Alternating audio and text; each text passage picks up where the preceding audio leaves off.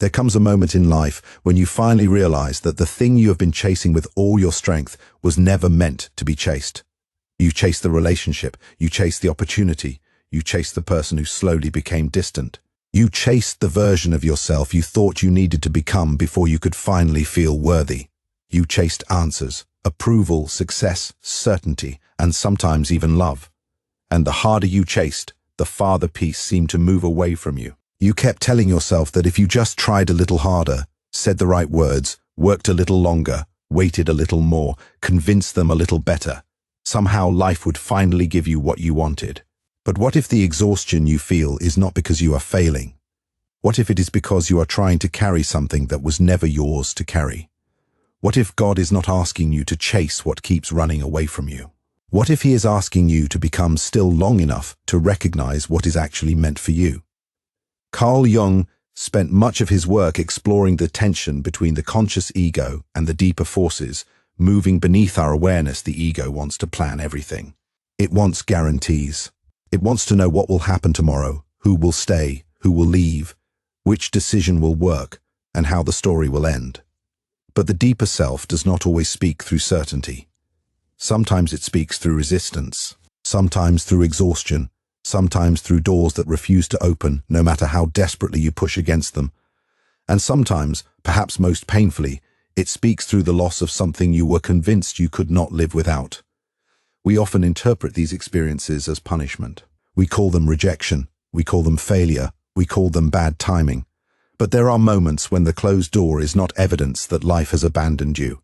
It may be evidence that life is protecting you from walking farther into a direction that no longer belongs to you.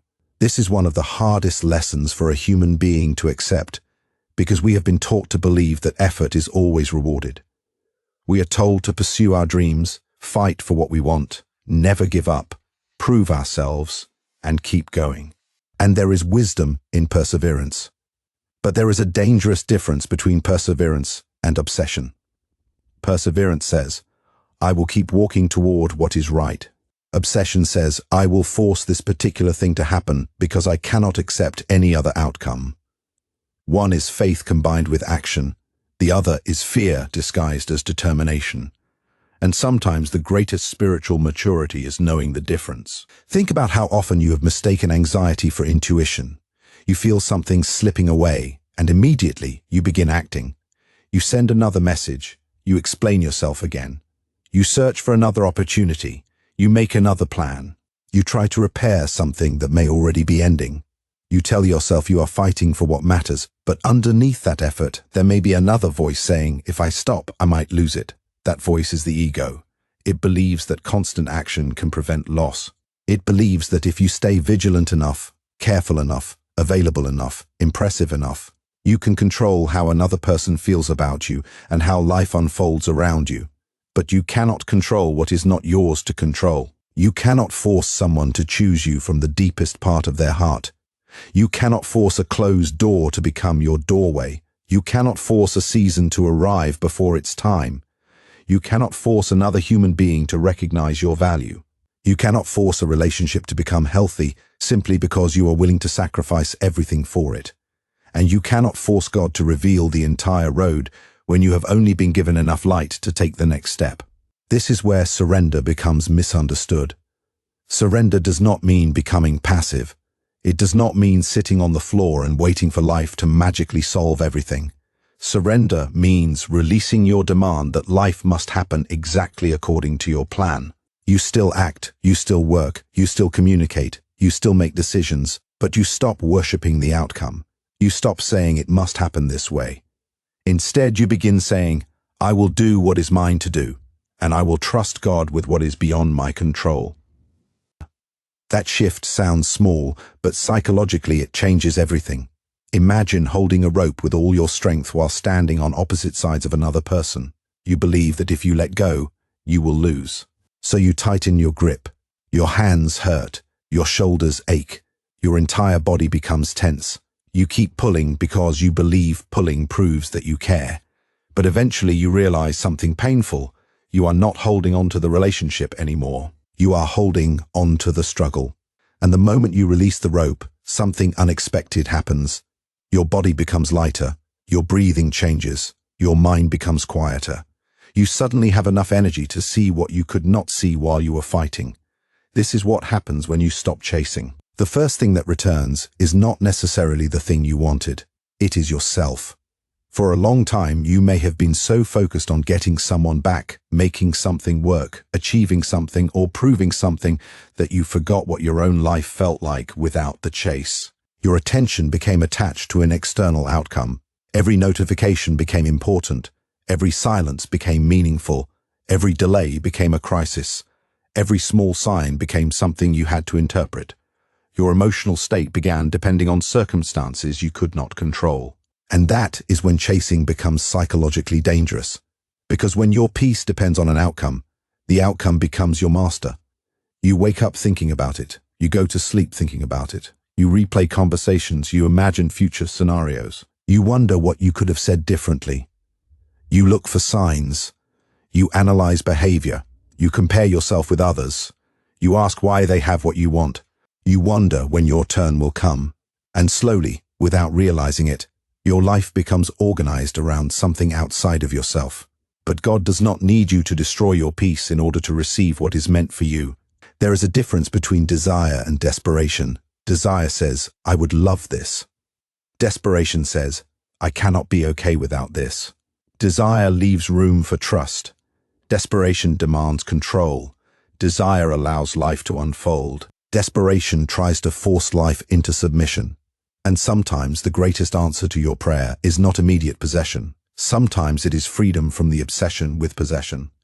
You may have prayed for a person to come back, and instead you found yourself becoming stronger without them. You may have prayed for a particular opportunity, and instead another door opened months later. You may have begged God to preserve a plan, only to watch that plan collapse. At the time, it felt unbearable. Later, you realized that the collapse created space for something you could not have seen while the old structure remained standing. This is why timing matters. The ego sees one moment. The soul sees a journey. The ego says, I need this now. The deeper self asks, what is this experience trying to teach me? That second question can change your life. Because sometimes you are not being denied. You are being prepared. Sometimes the delay is preparing your character for what you asked for. Sometimes the closed door is protecting your future from a decision your present self is not mature enough to understand. Sometimes the person you desperately want is not capable of giving you the kind of love you imagine. Sometimes you are chasing a dream that belongs to an older version of yourself. And sometimes God allows you to experience the emptiness of what you wanted so that you can finally discover what you actually need. This is where Carl Jung's idea of individuation becomes deeply relevant. Jung believed that psychological development involves becoming more fully yourself, rather than simply living according to expectations, social roles, or the demands of the ego. And that journey often requires confronting the parts of ourselves that are afraid of being alone, afraid of uncertainty, afraid of rejection, and desperate for external validation. You may think you are chasing a person, but perhaps you are actually chasing validation. You may think you are chasing success, but perhaps you are actually chasing proof that you are enough. You may think you are chasing closure, but perhaps you are actually chasing certainty because you are afraid to accept that some questions will never receive the answer you wanted. This is why stopping can be so revealing. When you stop chasing, you finally see what was driving the chase. And sometimes what you discover is not love. It is fear. Fear of being forgotten. Fear of being alone. Fear that someone else will get what you wanted. Fear that you missed your chance. Fear that your life is falling behind. Fear that if you stop trying, nobody will come for you. But what if that fear is precisely what God is asking you to release? What if the lesson is not try harder? What if the lesson is trust deeper? There is a strange thing that happens when you stop trying to make everything happen. At first, it can feel like nothing is happening. The silence feels uncomfortable. You may wonder whether you are giving up. You may feel tempted to return to your old habits.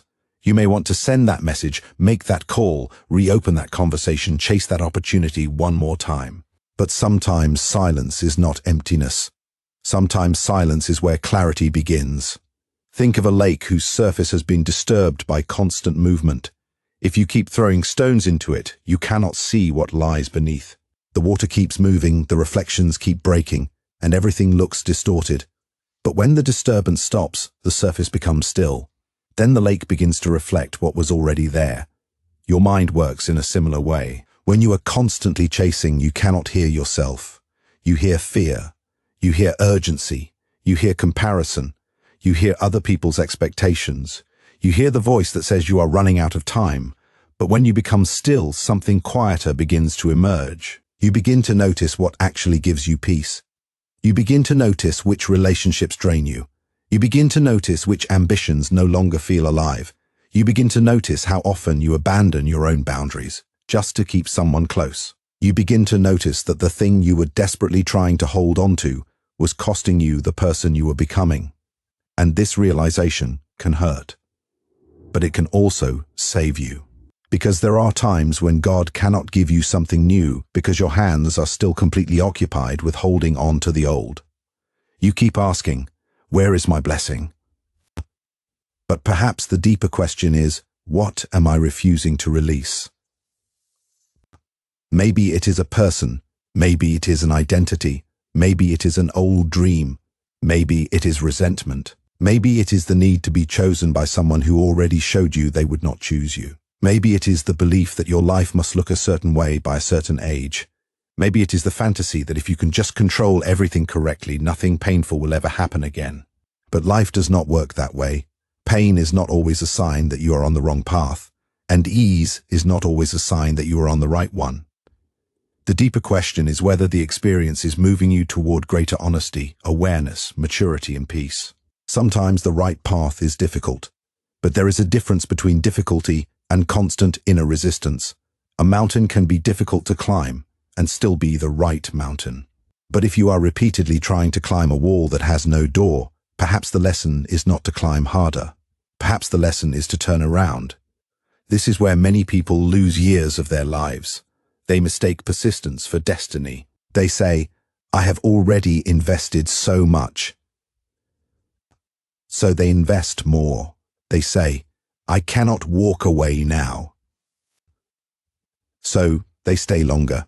They say, I have wanted this for years. So they ignore the evidence that they have changed. But your past investment does not automatically make something your future. Sometimes the bravest sentence you can say is, I wanted this deeply, but I no longer need to force it. That sentence is not weakness, it is freedom. And something beautiful begins to happen when you stop chasing what does not choose you. Your energy returns, your attention returns, your dignity returns, your curiosity returns. You start noticing the world again. You begin making decisions because they are right, not because they will make someone stay. You begin working because the work has meaning, not because you need applause. You begin loving without abandoning yourself. You begin walking without demanding that every step reveal the entire destination. And this is where trust begins. Not the kind of trust that says everything will happen exactly as you wish. The deeper trust says, whatever happens, I will not lose myself. That is powerful. Because when you know you will not abandon yourself, you no longer need to chase people who threaten to leave. When you know your worth is not determined by one opportunity, you no longer need to manipulate outcomes. When you trust that your life has meaning beyond one relationship, one career, one achievement, one rejection, or one delay, you become much harder to control. You become free. And perhaps this is one of the deepest meanings behind letting God guide you. It is not about expecting God to deliver every desire. It is about trusting that your life is larger than your current desire. You see one piece. God sees the whole picture. You see the person who walked away. You do not see what their presence would have cost you 5 years from now. You see the opportunity you missed. You do not see the path that opportunity might have taken you down. You see the relationship that ended. You do not see the person you may become because it ended. You see the door closing. You do not yet see what the closed door is making room for. This does not mean every painful event has a simple explanation. It does not mean every loss was secretly a blessing, and it does not mean you should romanticize suffering. Some experiences simply hurt. Some endings are genuinely painful. Some seasons are confusing. But even within uncertainty, you can choose how you respond. You can let pain make you desperate, or you can let pain make you deeper.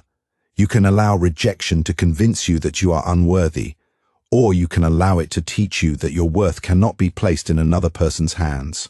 You can allow delay to convince you that God has forgotten you, or you can use the delay to become the person capable of receiving whatever comes next.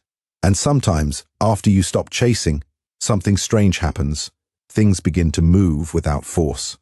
A conversation happens naturally. An opportunity appears unexpectedly. You meet someone when you are no longer searching. You discover an interest you had forgotten. You receive an invitation that changes your direction. You hear a sentence at exactly the right moment.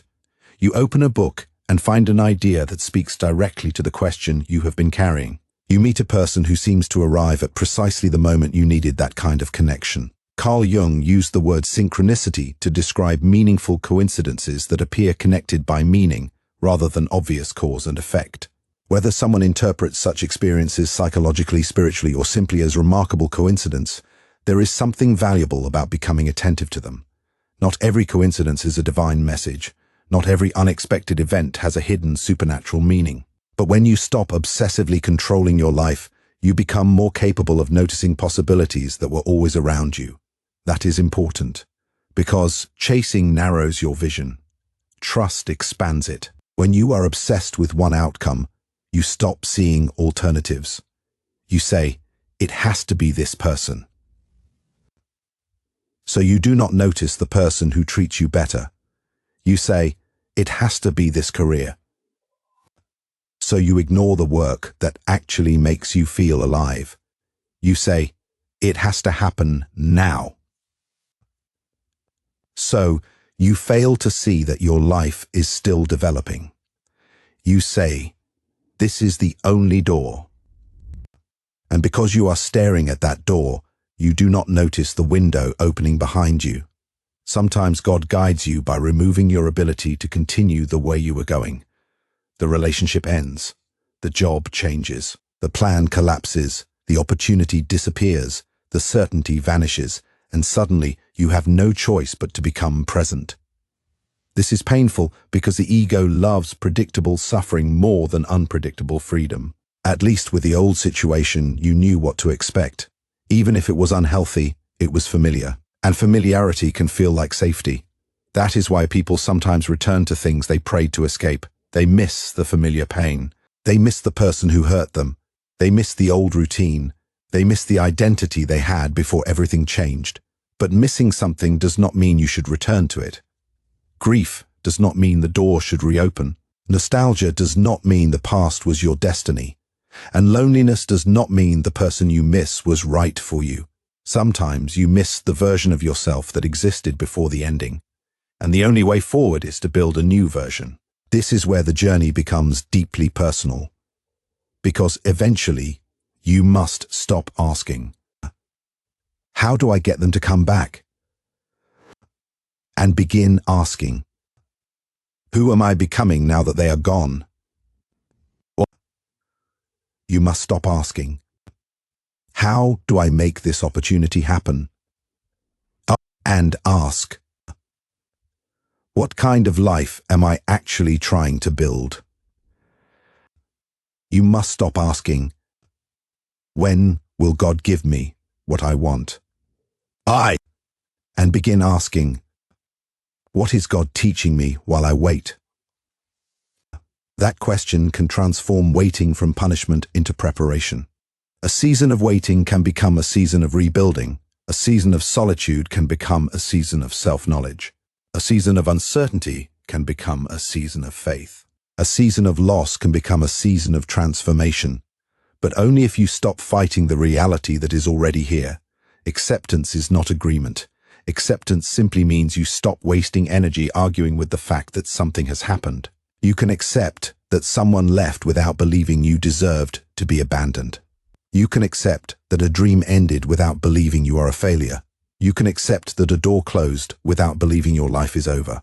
You can accept uncertainty without pretending you know what comes next. And once you accept reality, you become capable of responding to it. That is where real power begins. Not control. Response. You cannot control the weather, but you can choose whether you carry an umbrella. You cannot control another person's heart, but you can choose whether you continue standing outside their closed door. You cannot control timing, but you can choose what you become while you wait. You cannot control the future, but you can become present enough to live the life that is already happening. And perhaps that is what it means to let God bring something to you. It does not mean you never move. It means you stop running blindly. You walk, you listen, you observe, you act when action is needed. You rest when rest is needed. You leave when leaving is necessary. You stay when staying is right. You speak when truth needs to be spoken. You remain silent when silence protects peace. You pursue what genuinely calls you, but you no longer chase what repeatedly demands that you abandon yourself. There is an enormous difference between pursuit and chasing. Pursuit has direction. Chasing has desperation. Pursuit comes from desire. Chasing often comes from fear. Pursuit respects boundaries. Chasing crosses them. Pursuit can accept a no. Chasing treats no as a challenge. Pursuit says, I would love to have this. Chasing says, I need this to prove that I am enough. And when you understand that difference, your relationships change. You stop over-explaining yourself. You stop trying to convince people to value you. You stop sending messages simply because silence makes you uncomfortable. You stop performing for approval. You stop begging for consistency from people who only offer you confusion. You stop confusing chemistry with compatibility. You stop calling anxiety love. You stop calling obsession intuition. And you begin to understand something very important. What is meant for you will not require you to become someone you are not, just to keep it. The right relationship can still require effort. The right career can still require discipline. The right opportunity can still require courage. The right path can still contain rejection, but you will not have to destroy your identity to remain on it. There will be room for you to breathe. There will be room for truth. There will be room for growth. There will be room for peace. And perhaps peace is the final sign you were looking for all along. Not perfect circumstances, not endless success, not a life without problems. Peace. The kind of peace that arrives when you no longer need to know exactly how everything will work out. The kind of peace that lets you sleep even though tomorrow is uncertain. The kind of peace that allows you to say, I do not know what happens next, but I trust that I will meet it. That is a different kind of strength.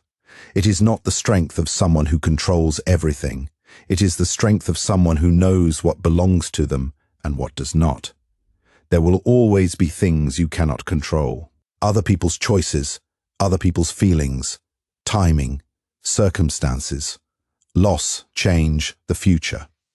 But you can control whether you continue betraying yourself to keep something alive. You can control whether you keep feeding an obsession. You can control whether you allow rejection to define you. You can control whether you spend another year chasing what has already shown you that it does not want to stay. And sometimes your greatest act of faith is simply to stop. Stop checking. Stop forcing. Stop explaining. Stop proving. Stop begging. Stop trying to predict. Stop trying to make one particular outcome your only acceptable future. Then breathe. Let the silence come. Let the unanswered question remain unanswered for a while. Let yourself grieve. Let yourself rest. Let yourself become curious about who you are without the thing you thought you needed, because perhaps you are about to discover something you could not discover while chasing. You are enough without the answer. You are enough without their approval. You are enough without the opportunity. You are enough without knowing the entire plan. And if God has something for you, you do not have to destroy yourself to receive it. You may need to prepare for it. You may need to grow. You may need to become disciplined. You may need to heal. You may need to walk toward it. But you do not need to live in desperation. There is a difference between preparing for something and chasing it. Preparation says, I will become ready. Chasing says, I must have it now. Preparation builds you. Chasing consumes you. Preparation trusts timing. Chasing fights timing. Preparation allows life to surprise you. Chasing demands that life obey you, and perhaps this is the moment when you need to ask yourself one honest question. What are you chasing right now? Who are you trying to convince? What outcome are you trying to force? What door are you standing in front of, even though it has been closed for months? What relationship are you trying to save alone? What dream are you afraid to release because you have already invested too much? What future are you trying to control because you are terrified of what might happen if you surrender? Be honest. You do not have to answer publicly. You only have to answer yourself. Because sometimes the thing standing between you and peace is not the absence of what you want. It is your refusal to accept that what you want may not be what you need, and that is a difficult truth. But difficult truths can become liberating truths. Maybe the person you wanted was not your destination. Maybe they were a lesson. Maybe the rejection was not proof that you were unworthy. Maybe it was redirection. Maybe the delay was not God ignoring you. Maybe it was preparation. Maybe the failure was not the end. Maybe it was the collapse of a path that could never carry the person you were becoming. Maybe the loneliness was not abandonment. Maybe it was the space where you finally met yourself. And maybe the closed door is not asking you to knock harder. Maybe it is asking you to turn around. Look around. There may be another path. There may be another opportunity. There may be another version of your life waiting for you. And perhaps you will only see it when you stop staring at the thing that refused to open. This is why surrender is so powerful. Surrender changes your relationship with uncertainty. You no longer need certainty before taking the next step. You only need enough trust to take it. You do not need to know where the entire road leads. You need to know whether the next step is honest. You do not need to know who will stay forever. You need to know whether you are respecting yourself today. You do not need to know when everything will change. You need to know what you can do with this moment. And slowly, something changes inside you. You become less frantic. You become more observant. You become more selective. You stop running toward everything that looks promising. You start noticing what feels aligned. You stop asking, how can I make this happen? You start asking, is this actually mine to carry? You stop asking, how can I make them choose me? You start asking, why am I trying to convince someone to see what I already know about my worth? You stop asking, why is God taking so long? You start asking, what is this season developing in me? And that is when your relationship with life begins to change. You become less interested in forcing, more interested in listening, less interested in proving, more interested in becoming, less interested in chasing, more interested in receiving. And perhaps that is the deeper message hidden inside the idea of letting God bring it to you. What belongs to your life may still require effort, but it will not require the destruction of your peace. You will not have to manipulate every circumstance. You will not have to beg every person. You will not have to control every detail. You will not have to understand every delay. You will simply have to remain awake enough to recognize the path when it appears. Sometimes it will look like an open door. Sometimes it will look like a closed one. Sometimes it will look like a person entering your life. Sometimes it will look like someone leaving. Sometimes it will look like an opportunity. Sometimes it will look like an ending. Sometimes it will look like silence. And sometimes it will look like nothing at all. But even in the silence, your life is still moving. Roots grow in darkness. Seeds develop beneath the soil before anyone sees the tree as sunrise begins, before the horizon becomes bright. And your transformation may have already begun before there is any external evidence that your life is changing. So do not measure your life only by what you can see right now. You are not required to understand the entire process. You are required to live honestly inside it. Do what is yours. Release what is not. Learn what the experience is teaching you. Protect your peace. Keep your heart open. Keep your standards clear. Keep walking, but stop chasing. Because there is a point where effort becomes resistance. There is a point where persistence becomes attachment. There is a point where desire becomes fear. And there is a point where the most courageous thing you can do is put down what you have been carrying and say, God, I have done what I can. I will no longer force what I cannot control. If this is meant for me, guide it toward me. If it is not, give me the strength to release it. And if something better is waiting beyond what I can see, give me the courage to walk toward it. That prayer changes everything because it does not demand a particular outcome. It asks for guidance. It asks for wisdom. It asks for strength. It asks for trust. And perhaps that is the kind of faith that transforms a person. Not faith that says, God will give me exactly what I want, but faith that says, even when I do not receive what I wanted, I trust that my life can still have meaning. That is where peace begins, not when you finally get everything, but when you stop believing that you need everything to be okay. Maybe what you are waiting for is coming. Maybe something completely different is coming. Maybe the person you want will return. Maybe they will not. Maybe the opportunity you lost will come back. Maybe another one will appear. Maybe the dream you are holding will become reality. Maybe your life will take you somewhere you never imagined. You do not know. And that uncertainty is not a sentence. It is an invitation to trust. So if you are in a season where nothing seems to be moving, do not immediately assume that your life is falling apart. Pause. Look inward. Ask what is leaving your energy. Ask what you are forcing. Ask what you are afraid to release. Ask what you are learning. Ask what kind of person this season is asking you to become. And then listen. Not to the loudest voice. Not to fear. Not to comparison. Not to desperation. Listen to the quieter place inside you. The place that does not need to prove anything. The place that can accept reality. The place that can recognize peace. The place that can say, I will take the next step, but I will not demand to see the whole road. Maybe that is where divine guidance begins. And maybe the greatest miracle is not that God suddenly gives you everything you chased. Maybe the greatest miracle is that you finally become peaceful enough to stop chasing the wrong things. You stop running after people who cannot meet you. You stop forcing doors that were never yours. You stop begging for signs. You stop demanding certainty. You stop treating every delay as rejection. And you begin to live, really live.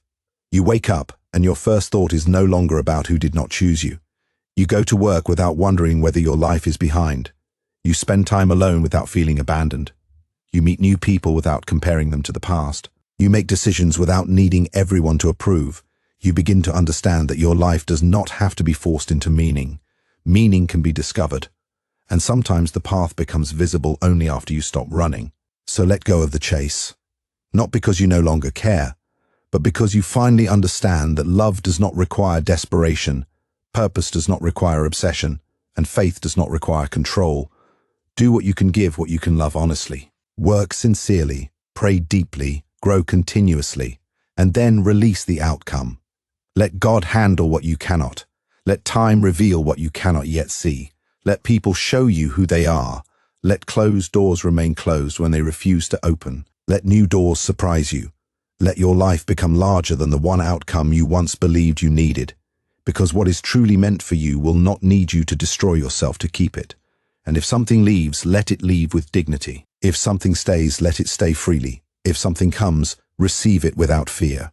If something ends, grieve it without making it your identity. And if you do not know what happens next, remember this. You do not need to know the entire future to trust the next step. Perhaps you have been asking God to bring something to you while secretly believing that you must chase it yourself. Perhaps the answer is simpler than you thought. Stop running. Stop forcing. Stop trying to control every detail. Become still. Listen. Prepare. Walk when the path opens. And when the moment comes, you may look back and realize that the thing you thought you were losing was actually making room for the thing you were never able to see while you were chasing it. If this message speaks to something you are going through right now, leave a simple comment. I trust the timing. Sometimes putting those words into the world is the first small act of surrender. And if this message helped you see your life differently, support the channel by liking this video and subscribing, because there are many more conversations ahead about psychology, the unconscious mind, relationships, self-worth, spiritual growth, and the hidden forces that shape the way we live. But before you leave, remember this. You are not behind. You are not forgotten. You are not required to force your destiny into existence. Some things need your effort. Some things need your courage. Some things need your patience. And some things simply need you to let go.